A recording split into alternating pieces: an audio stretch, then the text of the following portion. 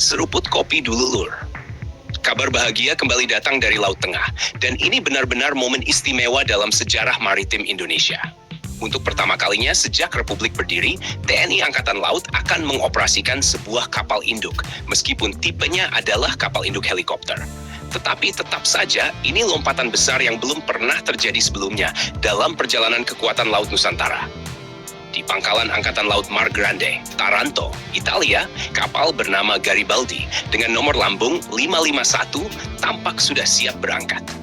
Lambungnya menjulang, dek terbangnya luas, dan siluetnya mencerminkan kelas kapal biru yang jauh berbeda dari kapal perang yang selama ini dimiliki Indonesia. Kapal ini bukan sekadar platform pendaratan helikopter, melainkan pusat komando bergerak di tengah samudra. Seperti yang dikutip lembaga KRIS, lembaga terpercaya bagi kita semua pencinta militer Indonesia, bahwa kedatangan Garibaldi menandai babak baru proyeksi kekuatan maritim Nusantara dan mempercepat transformasi TNI AL menuju armada berkelas samudra. Dan jujur Lur, pernyataan itu makin terasa masuk akal kalau kita lihat langkah-langkah Indonesia belakangan ini. Karena bukan cuma kapalnya yang datang, tapi ekosistem udaranya juga sedang dibangun. Indonesia sudah memesan drone TB3 dari Turki, dan ini membuka kemungkinan yang sangat menarik.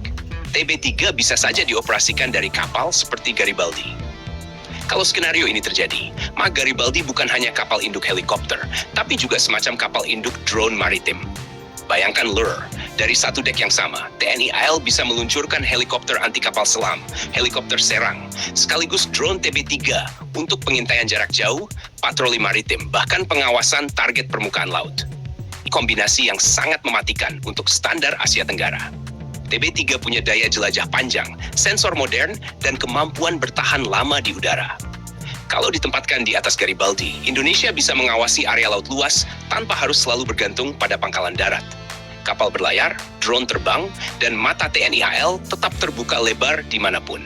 Dalam skenario operasi tempur laut, Garibaldi bisa menjadi pusat jaringan. Drone TB3 mencari target dari udara. Helikopter siap bereaksi, sementara frigat dan kapal selam berada di posisi strategis. Ini bukan lagi gaya perang lama, tapi perang maritim modern berbasis sensor, data, dan mobilitas.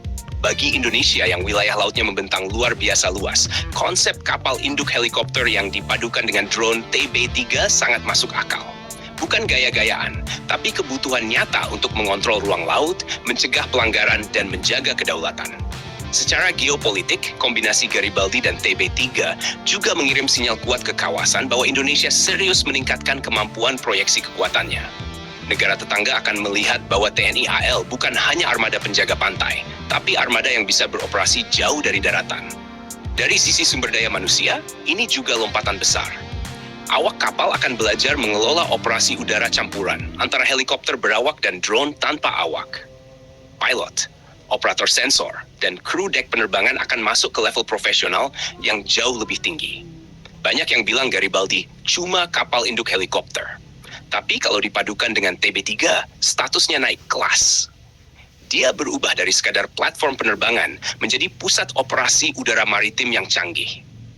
Saat Garibaldi nanti berlayar dari Taranto menuju Asia Tenggara dan akhirnya memasuki perairan Indonesia, kita tidak hanya melihat sebuah kapal datang, tetapi melihat konsep kekuatan baru lahir di Laut Nusantara. Dan ketika kapal ini resmi diserahkan kepada TNI AL, ditambah kemungkinan integrasi TB3, Indonesia benar-benar melangkah ke era baru peperangan maritim modern. Jadi Lur, nikmati momennya, karena ini bukan kebetulan. Ini hasil perencanaan panjang pertahanan Indonesia. Jangan lupa subscribe, like, dan komen di bawah sambil ngopi.